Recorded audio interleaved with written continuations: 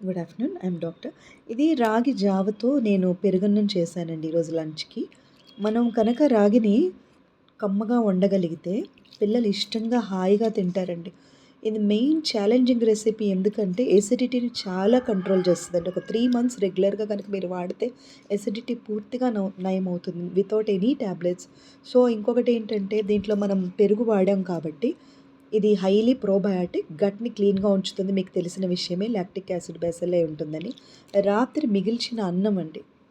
అది fermented right it is also highly beneficial. ఈ combination చాలా మంచిది. ఉల్లిపాయ, పెరుగు, రాగి ఇది. తప్పకుండా ట్రై చేయండి. మనం పిల్లలకి కనుక రుచిగా పెట్టగలిగితే ఈ రెగ్యులర్‌గా మన డైట్‌లో ఒక పార్ట్ అవుతుంది కదా! మీరు ఎడ్యుకేటెడ్ అయితే కనుక kindly understand and please subscribe my channel. Instagram కూడా ఫాలో అవ్వండి. Thank you.